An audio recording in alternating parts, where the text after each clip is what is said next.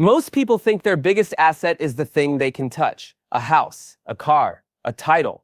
But the real asset is the thing quietly deciding all of it. Because if you don't control that one thing, money shows up and still doesn't stay. Welcome back to The Passive Path. Today we're talking about the asset most people ignore, the way you think, and what you pay attention to. And joining me is a fictional guest, no credentials, no flex, just a clear mind and a set of ideas worth pressure testing. Thanks for being here. Glad to be here.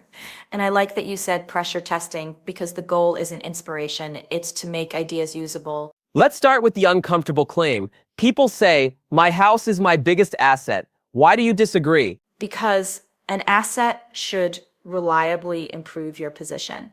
A house can do that, but it can also do the opposite. It can be a wealth builder, or it can be an expensive identity project. The deeper point is this: what you own matters less than how you operate. If your decisions are driven by fear, status, or confusion, then even good assets become heavy. If your decisions are clear and disciplined, then even small resources compound. So you're saying the biggest asset is not an object, it's a system. Exactly.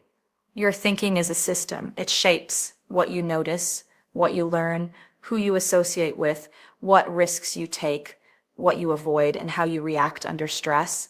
And it compounds. A better system doesn't just earn you more, it makes you harder to destabilize. Give me a concrete example, something people have seen in real life. Sure, think about someone who suddenly makes a lot of money. Athletes, entertainers, startup employees with a big payout, even lottery winners. Some of them end up broke later, not because money doesn't work, because their system didn't change. They buy things with high ongoing costs. They say yes to everyone. They confuse income with permanence. They treat lifestyle as proof. And then one variable changes, career ends, market shifts, expenses keep running, and the math turns ugly. So the problem wasn't the money, it was the operating system. Right, money is a magnifier, amplifies whatever habits and beliefs you already have. Okay, now I want to pull in the idea you keep circling around. The rich get richer, the poor get poorer. That sounds like a slogan. What do you actually mean? I mean, compounding advantages, not as a moral judgment, as a mechanism. If you have a little capital, you can buy time. If you can buy time, you can learn. If you learn, you make better choices. Better choices create more capital, and the loop repeats. On the other side, if you're constantly stressed and cash tight, you're forced into short-term decisions. Short-term decisions often have higher costs, increase stress. And that loop also repeats. So it's not just hard work versus laziness. It's a feedback loop. Yes. And that's important because people love the wrong lesson. The wrong lesson is, I just need to grind harder. But if you're grinding in the wrong direction, you're just getting better at staying stuck. Let's name that mechanism. What do you call it? A lot of people call it the Matthew effect. The simple version, advantages compound. Small leads become big gaps, and it happens everywhere. Money, skills, reputation, networks, health, even confidence. People hear that and get angry. They say it's unfair. It can be unfair, but anger doesn't change the mechanism. If gravity is unfair, the solution isn't to complain at gravity. The solution is to learn how to build with it, use it, don't fight it. So the question becomes, how do we use compounding on purpose? Exactly, and the first step is uncomfortable because it's mental. You have to stop declaring war on the thing you want. If you treat money like something dirty, you'll unconsciously push it away. Not because the universe is listening, because you will avoid the skills and conversations that produce money. You'll avoid pricing. You'll avoid selling. You'll avoid investing. You'll avoid negotiating. You'll avoid learning how systems work. That's subtle. People don't say, I hate money. They say, I'm not like those people. Right, they reject the identity, and then they're confused when they don't get the results. You don't need to worship money, you just can't moralize it into a monster. If you do, you become reactive around it, and reactive people get controlled by what they fear. So step one is clean up your relationship with money. Not romantic, not hateful, neutral. Neutral and practical. Money is a tool, a scoreboard in some contexts, a stress reducer in others, a responsibility amplifier always. Now step two, you talk a lot about strengths. Why? Because compounding needs a stable base, and the most stable base is something you can do well enough to repeat. Here's the trap. Many people spend their whole life trying to fix weaknesses they don't even need. They want to be well-rounded, but well-rounded often means average at everything. Compounding prefers specialization, not narrow obsession, but clear advantage. How does someone find their advantage without guessing? 3 questions. 1, what do you do that feels oddly easy compared to other people? 2, what do you do that energizes you even when it's hard? 3, what have you repeatedly been asked for help with? Your advantage is often sitting in plain sight. It's just not respected because it feels normal to you. And if someone says, I don't have any strengths, Then they're confusing strength with talent that gets applause. A strength can be you write clearly, you stay calm under pressure, you organize chaos, you listen and synthesize, you learn fast, you notice patterns, you explain complex things simply. Most of these don't get trophies in school, but they print money in the real world when paired with a market need. you mentioned paired with a market need. That sounds like step 3. It is. Strength alone is not enough. It's strength plus direction. You want to align your advantage with a wave that's already moving. Because fighting the tide is expensive. How do you think about waves without becoming a trend chaser? I separate short trends from long waves. A short trend is a tactic. A long wave is an infrastructure shift. For example, this app is hot this month is a trend, but distribution moving online is a wave. AI tool X is a trend, but automation and decision support becoming normal in every job is a wave. The transcript we're adapting from talks about different economic eras. Walk me through that idea in your own words. Sure, it's a simplified model, but it helps. In earlier stages of development, economies focus on basic material needs.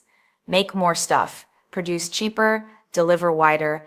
That's where manufacturing, logistics, and scale dominate. Then, as people have more money, attention shifts to assets and financial products. Housing booms, investment behavior increases. People start thinking about preserving and growing wealth, not just earning it. Then comes a stage where experiences, identity, and meaning become a major form of consumption. Education, health, entertainment, travel, self-improvement, community, status often delivered digitally.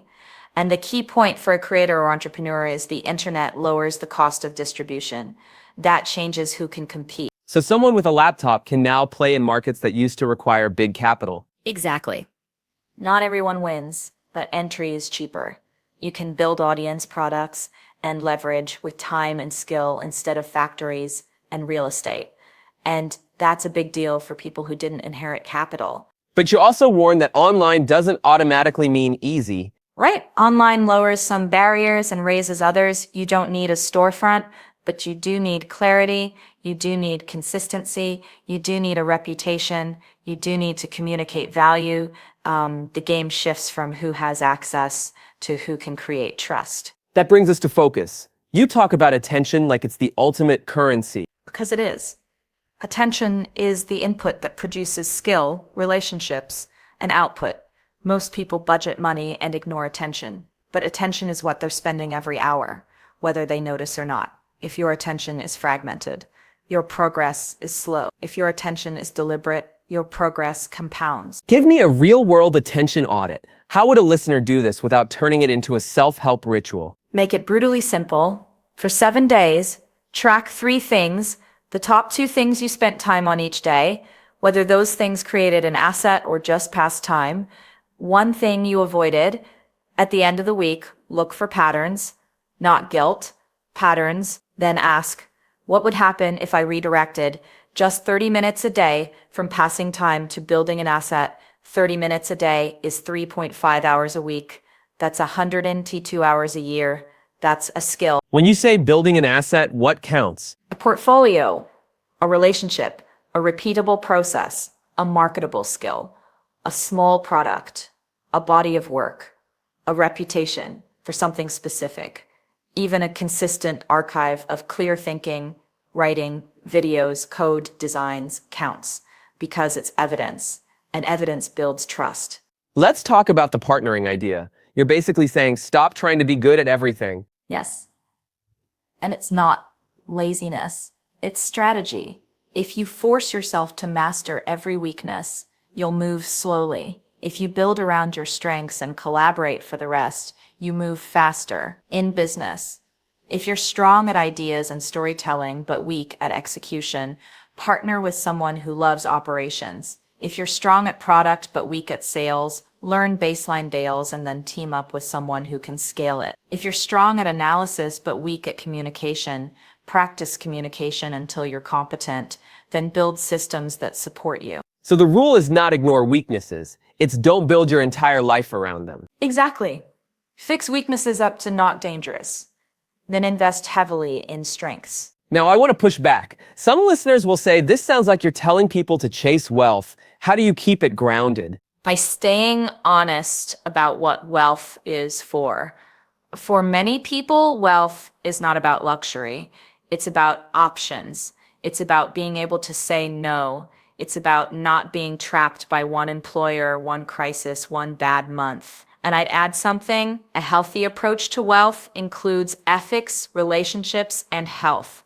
Because money without stability becomes another kind of stress. That's a big theme on the passive path. Build the engine, protect the engine, don't worship the dashboard. Exactly. And the engine is your behavior, your skills, your attention, and your emotional regulation. Okay, let's package your 4-step idea as a practical playbook. Step 1, relationship with money. Step 2, find strengths. Step 3, align with a wave. Step 4, focus. Did I miss anything? That's the structure.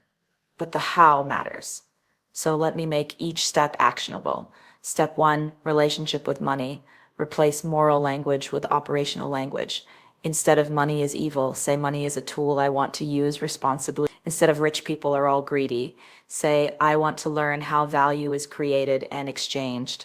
Step 2, strengths. Pick one strength and build a skill stack around it.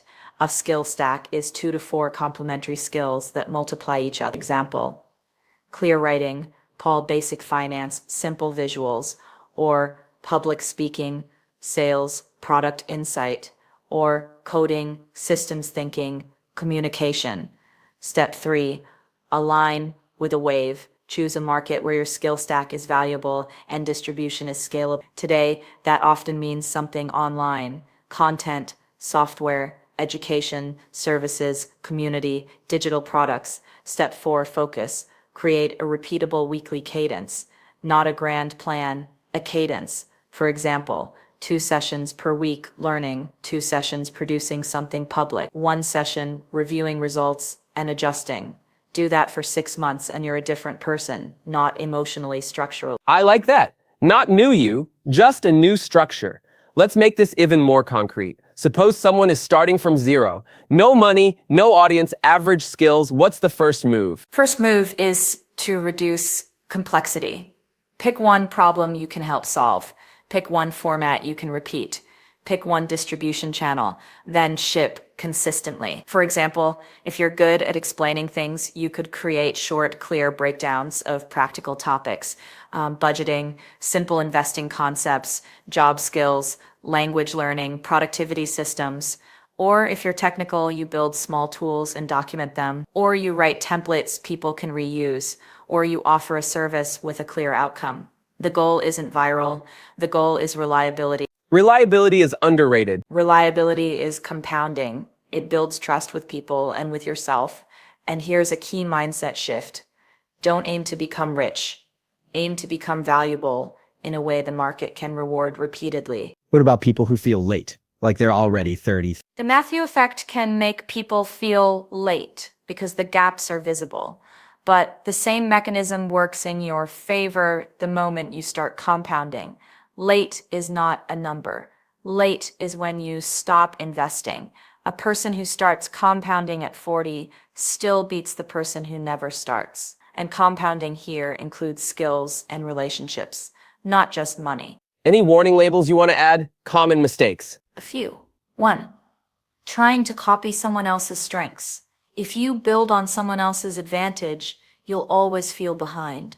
2. chasing tactics instead of building fundamentals. New tool, new platform, new shortcut, but no consistent output. 3. Overconsuming and underproducing. People watch 10 hours of content about getting ahead and produce nothing. Consumption feels like progress. It isn't. 4. Thinking they need permission. You don't. You need a small plan and repetition. That's a clean list. Let's bring this home. If someone listens to this episode and does just one thing this week, what should it be? Do an attention trade. Pick one low-value habit that costs you 30 minutes a day. Replace it with 30 minutes of building an asset, learning a skill, creating a portfolio piece, reaching out to someone, writing something clear, shipping a small project. Do it for 7 days, not forever, just 7 days. At the end, ask, do I feel more in control? Do I have evidence of progress? If yes, continue.